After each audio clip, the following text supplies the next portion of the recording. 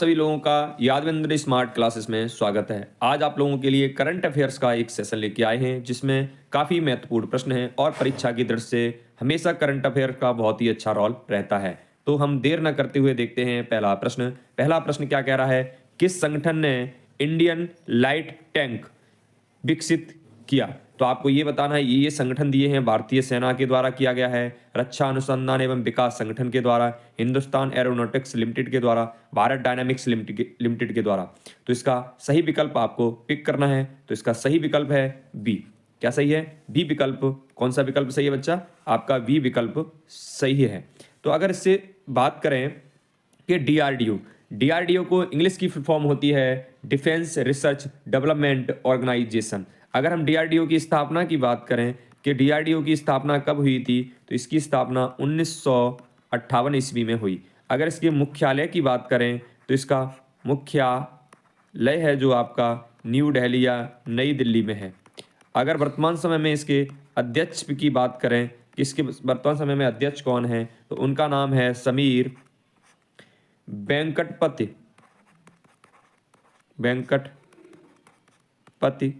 कामत। क्या नाम है बच्चा? वेंकटपति कामत।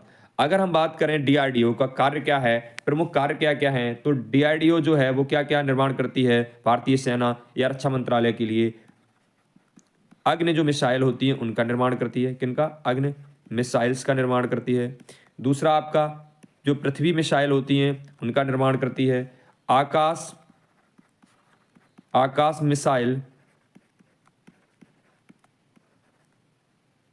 मिसाइल प्रणाली का निर्माण करती है और साथ में लड़ाकू विमानों का भी निर्माण करती है। किसका? लड़ाकू विमानों का निर्माण करती है और टैंक्स का भी निर्माण करती है। देखते हैं नेक्स्ट प्रश्न। भारतीय लाइट टैंक ने किस ऊंचाई पर सफलतापूर्वक गोले दागे? 3500 मीटर की ऊंचाई पर, 4000 मीटर की ऊंचाई पर, 4200 मीटर से अधिक ऊंचाई पर या 5000 मीटर से ऊंचाई पर? तो आपको सही विकल्प पिक करना है। तो इसका राइट आंसर है 4200 मीटर से अधिक ऊंचाई पर। ठीक है। अगर हम इस टैंक की बात करें, इसकी टैंक की खासियत क्या क्या है वो आप देख लीजिए। सबसे पहले आप ये जानिए कि इसका जो निर्माण हुआ है वो डीआरडीओ में हुआ है। और डीआरडीओ की किस प्रयोगशाला में? तो ये जो चेन्नई में इसकी प्रयोगशाला है उसमें इसका निर्माण हुआ इस टैंक का। ये बहुत ही हल्का, कैसा टैंक है? बहुत ही हल्का टैंक है। अगर इसके वजन की बात करें तो इसमें जो वजन है वो 25 टन इसके अंदर वजन है। अगर इसकी गति या स्पीड की बात करें तो इसकी स्पीड है 70 किलोमीटर पर हावर की स्पीड से ये चलता है। अगर इसके संरक्षण की बात करें, इसका संरक्षण क्या है, तो वो है ये कंपोजिट आर्मर। क्या है बच्चा? Composite armour. अगर हम बात करें इंजन की पावर क्या है, इसके इंजन में कितनी पावर है, तो ये 1000 HP डीजल इंजन है। ठीक है, हाउस पावर का डीजल इंजन है। ठीक है, ये इसकी सारी खासियत है। अब देखते हैं अगला प्रश्न क्या कहता है।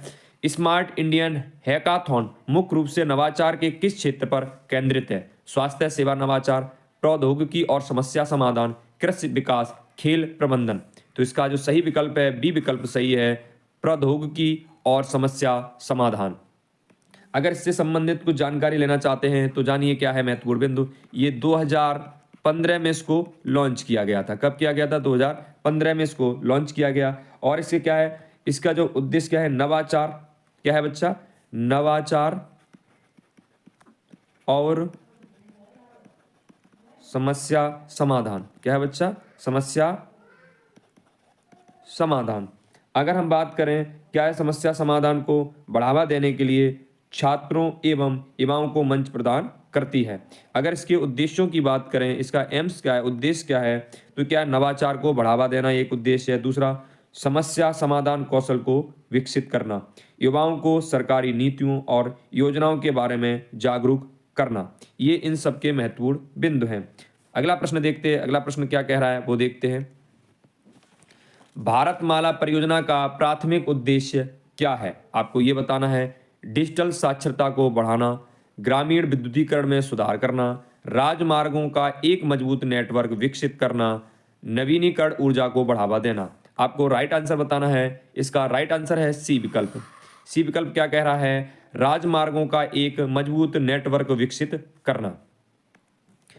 ठीक है।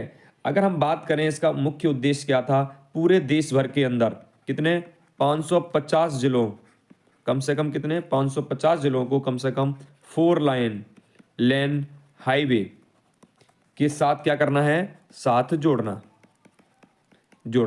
दूसरा 2017 में ये परियोजना केंद्र सरकार के द्वारा ये प्रोजेक्ट शुरू किया गया था। ठीक है, शुरू किया गया। ये कौन सा मंत्रालय बना रहा है, तो ये बना रहा है सड़क परिवहन राजमार्ग मंत्रालय इसका निर्माण कर रहा है। अगर इसकी कुल लंबाई की बात करें तो ये कुल कितना लंबाई का बनेगा, कुल कितना टारगेट रखा गया है, तो इसको कुल बनाया गया है 51,000 किलोमीटर। ठीक है, कितना 51,000 किलोमीटर। अगर हम बात करें लगभग प्रथम चरण में लगभग कितना 29,000 किलोमीटर के लगभग प्रथम चरण में इसका निर्माण किया जाएगा। आप देखते हैं अगला प्रश्न क्या कहता है, कौन से देश 1 जनवरी 2025 को शेंगेन क्षेत्र में पूरी तरह से शामिल होने वाले हैं? बेल्जियम और नीदरलैंड, ऑस्ट्रिया और स्विट्जरलैंड, रोमानिया और बुल्गारिया और पोलैंड और चेक गणराज्य। आपको सही विकल्प का चयन करना है, तो सही विकल्प है ऑप्शन नंबर सी, रोमानिया और बुल्गारिया। ठीक है, इसका सही आंसर यही है आपका। अगर हम बात करें तो 12 दिसंबर को, कितनी तारीख को, 12 दिसंबर 2024 को यूरोपीय संघ के आंतरिक मंत्रियों ने इसकी घोषणा की है। किसने? यूरोपीय जो संघ है उसके जो मंत्री थे, आंतरिक मंत्री, उनके द्वारा क्या कर दी गई, इसकी घोषणा कर दी गई कि ये जो दोनों देश हैं ये के शेंगेन क्षेत्र में पूरी तरह से शामिल हो जाएंगे। कब? 1 जनवरी 2025 को। देखते हैं अगला प्रश्न, 2024 में 34वें ब्याज सम्मान से किसे सम्मानित किया गया है? तो आपको इन 4 विकल्पों में से एक विकल्प का चयन करना है। जल्दी से बताइए इसमें कौन सा आंसर सही है।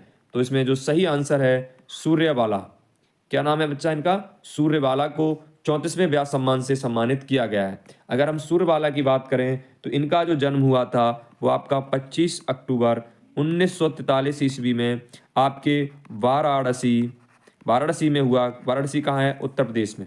ठीक है, अगर आपको इनके बारे में जानना है तो जिनको उपन्यास जो मिला गया है, ये हिंदी की प्रसिद्ध लेखिका हैं, और अगर इनको जो मिला गया है ब्याज सम्मान, उस उपन्यास का क्या नाम है? तो उसका नाम है क्या नाम है बच्चा?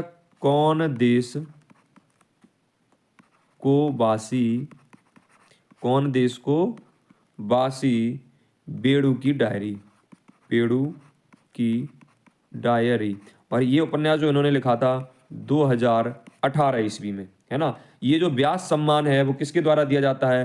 तो ये के बिड़ला फाउंडेशन के द्वारा इसको दिया जाता है। इसमें जो इनाम मिलती है वो 4 लाख रुपए इनाम मिलती है। और क्या मिलता है? इसके साथ एक प्रशस्ति पत्र मिलता है और एक मिलती है आपका स्मृति चिन्ह। ये चीजें इनके द्वारा दी जाती हैं। आप देख लेते हैं अपना अगला प्रश्न, एक राष्ट्र एक चुनाव पहल का प्राथमिक उद्देश्य क्या है? चुनावों की आवृत्ति और संबंधित लागतों को कम करना, डिजिटल साक्षरता को बढ़ावा देना, अंतर्राष्ट्रीय व्यापार को बढ़ाना, स्वास्थ्य सुविधाओं में सुधार करना। तो अगर बहुत अच्छे विकल्प, इसमें ज़्यादा अच्छे विकल्प नहीं दिए गए हैं, इसलिए आप आसानी से पता कर सकते हैं। तो इसका सही आंसर हो जाएगा ए, चुनावों की आवृत्ति और संबंधित लागतों को कम करना।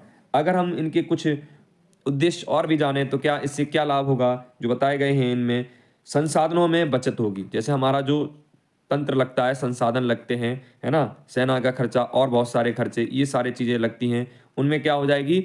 उनमें बचत होगी, ऐसा इनका कहना है। दूसरा इनका क्या और उद्देश्य है? भ्रष्टाचार में कमी आएगी। क्या आएगी बच्चा? भ्रष्टाचार में कमी। इनका मानना है कि इसमें आएगी, भ्रष्टाचार में कमी आएगी। देखते हैं अगला प्रश्न, एक राष्ट्र एक चुनाव पहल की सिफारिश करने वाली उच्च स्तरीय समिति का नेतृत्व किसने किया? पूर्व राष्ट्रपति रामनाथ कोविंद, प्रधानमंत्री नरेंद्र मोदी, वित्त मंत्री निर्मला सीतारमण, गृह मंत्री अमित शाह। तो इसका सही आंसर हो जाएगा पूर्व राष्ट्रपति रामनाथ कोविंद इस उच्च स्तरीय समिति के अध्यक्ष थे। अगर हम बात करें तो इन्होंने सिफारिश में ये कहा गया है कि 2 चरण में चुनाव करने के लिए इन्होंने सिफारिश की, संविधान संशोधन करने की बात कही गई है। पहले चरण के अंदर आपका लोकसभा और राज्यसभा के चुनाव करने की बात कही गई है ना, राज्यों के चुनाव करने की बात कही गई है। अगर हम दूसरे चरण की बात करें तो दूसरे चरण में राष्ट्रीय राज्य चुनावों की बात की गई है, जैसे नगर पालिका, गांव के चुनाव और किसके, आपके पंचायत के चुनाव की बात की गई है। ठीक है, और ये जो चुनाव है, अगर पहले चरण का जो चुनाव हुआ उसके 100 दिन के अंदर, है ना, ये वाले राष्ट्रीय राज्य चुनाव करा लेने चाहिए, नगर पालिकाओं के और पंचायत चुनाव। अगला प्रश्न देखते हैं, अंतिम प्रश्न आपका, भारतीय वायुसेना के लिए सुकोई 30 MKI लड़ाकू विमान का निर्माण कौन सा संगठन कर रहा है? Bharat dynamics limited, Hindustan aeronautics limited, Bharat electronics limited, भारतीय अंतरिक्ष अनुसंधान संगठन इसरो। तो आपको इसका सही आंसर बताना है। इसका सही आंसर है option number B, Hindustan aeronautics limited, HAL के द्वारा ये आपका सुकोई विमान है ना, कौन सा बच्चा, ये सुकोई 30 MKI विमान है, उसका निर्माण कौन कर रहा है? HAL कर रहा है। इसकी आपको फुल फॉर्म HAL की पता ही चल गई क्या है। अगर हम HAL की बात करें तो इसकी स्थापना कब हुई थी? तो आपकी 1940 में इसकी स्थापना हुई। अगर हम बात करें इसके मुख्यालय की, तो इसका जो मुख्यालय है वो कहाँ है?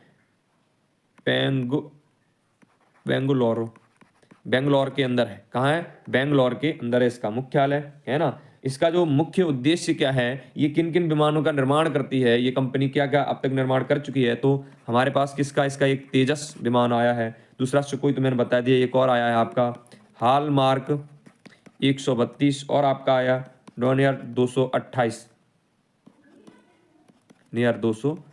का भी निर्माण किया है। अगर आपको ये करंट अफेयर्स की क्लास पसंद आई हो तो हमारे यादवेंद्र स्मार्ट क्लासेस के चैनल को सब्सक्राइब करें, साथ में बेल आइकन का बटन दबाएं और वीडियो को शेयर करना न भूलें। जय हिंद, जय भारत।